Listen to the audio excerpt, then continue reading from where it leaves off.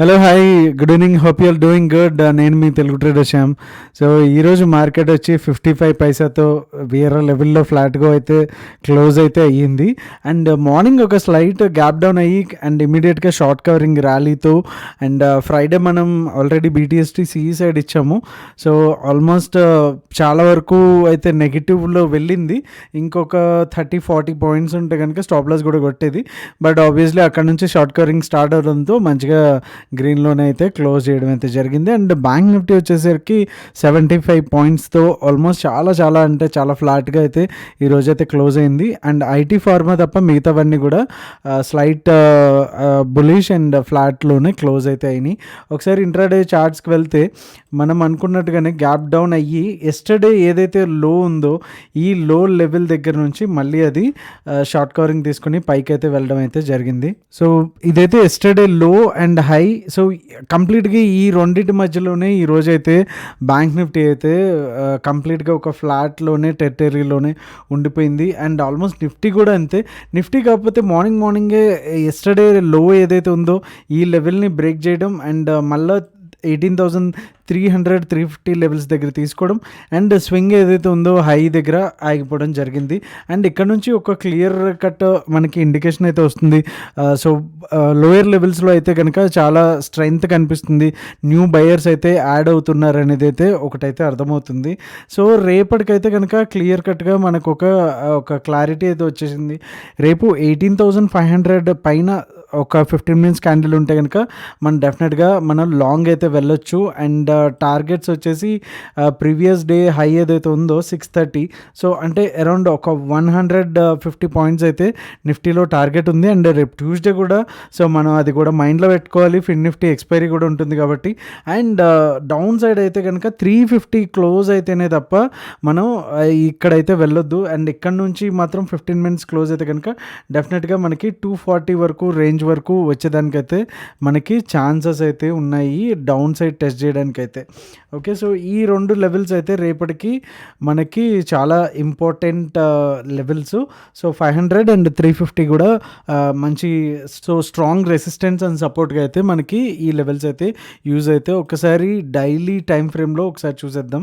So మనం daily time ఫ్రేమ్లో ఉన్నాము. ఇప్పుడు ఒకసారి ఫిబొనాచి రీట్రేస్మెంట్ కనుక చూస్తే మనకి ఒక క్లారిటీ అనేది వస్తుంది.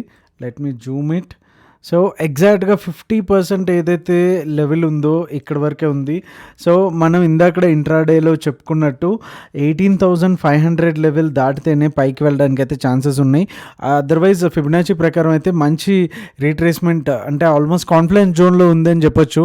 సో అందుకనే మీకు టైటిల్లో కూడా పెట్టింది ఐదర్ ఇది బ్రేక్ అయ్యి వెళ్తే కనుక మళ్ళీ 19,000 ఆర్ 18,900 చూడడానికి అయితే ఛాన్సెస్ ఉంటుంది. లేకపోతే 50% రీట్రేస్మెంట్ దగ్గర కనుక ఒకవేళ సస్టైన్ అవ్వలేదు అనుకుంటే కనుక మళ్ళీ అది 130 లెవెల్ కనుక వచ్చేదానికైతే ఛాన్సెస్ అయితే ఉన్నాయి. సో పొజిషనల్గా ప్లే చేసే వాళ్ళకి కూడా ఇది చాలా క్రిటికల్ జోన్ ఆర్ లెవెల్ అనే చెప్పొచ్చు. 18,500 మేక్ ఆర్ బ్రేక్. సో రేపు దాన్ని బట్టి కూడా మనకి ట్రెండ్ కన్ఫర్మేషన్ అయితే అవుతుంది. బట్ ఇప్పటి వరకు అయితే కనుక లాస్ట్ ప్రీవియస్ స్వింగ్ ఏదైతే ఉందో ఆ స్వింగ్ దగ్గర నుంచి కూడా 18,350 దగ్గర నుంచి కూడా మంచి సపోర్ట్ తీసుకుని పైకి రావడం జరిగింది. రేపు కనుక ఒకవేళ 550-540 దగ్గర ఉంటే కనుక చిన్న స్టాప్ లాస్తో మనం ఇక్కడ వరకు కూడా ర్యాలీ చేయడానికి అయితే అవకాశం ఉంటుంది.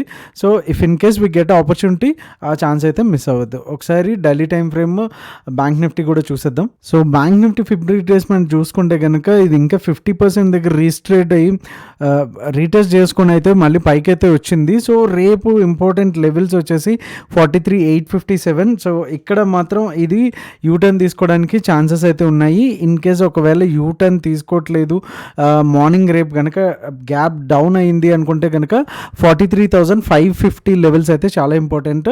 అండ్ మళ్ళీ ఈ 50 లెవెల్ ఏదైతే 43,200 ఈ లెవెల్స్ కూడా మళ్ళీ అయితే టెస్ట్ చేయడానికి అయితే ఛాన్సెస్ అయితే ఉన్నాయి. So these are the important levels for bank Nifty అనమాట. సో ఒకసారి టీటీఎస్ స్టాక్ పిక్స్లో స్టాక్స్ ఏమి వచ్చినాయో ఒకసారి చూసేద్దాం. సో టీటీఎస్ స్టాక్ పిక్స్లో ఫస్ట్ స్టాక్ వచ్చేసి భారత్ పెట్రోలియం. ఇది ఎప్పటి నుంచో కూడా ఒక కన్సాలిడేషన్ అండ్ డౌన్ ట్రెండ్లో నడుస్తుంది. ఇప్పుడు అది ఒక మంచి హ్యూజ్ బ్రేక్అవుట్ అయితే ఇచ్చింది. అండ్ సో ఈ బ్రేక్అవుట్ తర్వాత ఒకవేళ కనుక సస్టైన్ అయ్యింది అనుకుంటే 349లో అయితే క్లోజింగ్ ప్రైస్ వచ్చింది మనకి. 355 65 దగ్గర సస్టైన్ అవుతే కనుక మనం పొజిషనల్గా కూడా అండ్ ఇంట్రాడేలో కూడా లాంగ్ అయితే వెళ్ళొచ్చు. అండ్ దీని టార్గెట్స్ వచ్చేసి 370 అండ్ 398గా మంచి అప్సైడ్ అయితే మూమెంటం అయితే కనిపిస్తుంది. సో రేపు ఇన్ కేస్ 350 పైన 350 పైన ఉంటే కనుక డెఫినెట్గా దీంట్లో లాంగ్ టర్మ్ అయితే ప్లాన్ చేసుకోవచ్చు, స్వింగ్ కూడా. సో అండ్ హెచ్డిఎఫ్సికి వచ్చేసి ఒక మంచి యూటర్మ్ ఫార్మ్ అయితే చేసింది, తర్వాత ఒక రేంజ్ బ్రేక్అవుట్ దగ్గరికి అయితే వచ్చేసింది డబల్ టాప్ లాగా.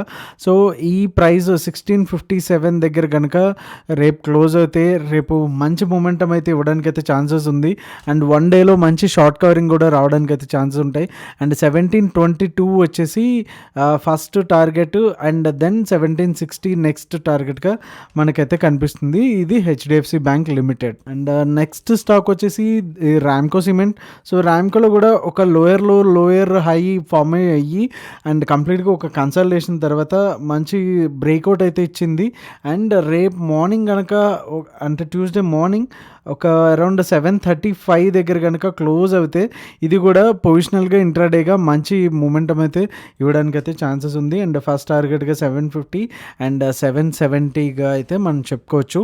అండ్ మీ అందరికీ తెలిసిందే 18th డిసెంబర్ అయితే ఫిజికల్ ఆఫ్లైన్ వర్క్షాప్ అయితే హైదరాబాద్లో కండక్ట్ చేస్తున్నాము. సో దాని బెనిఫిట్స్ కూడా అది కింద డిస్క్రిప్షన్లో ఉంటాయి.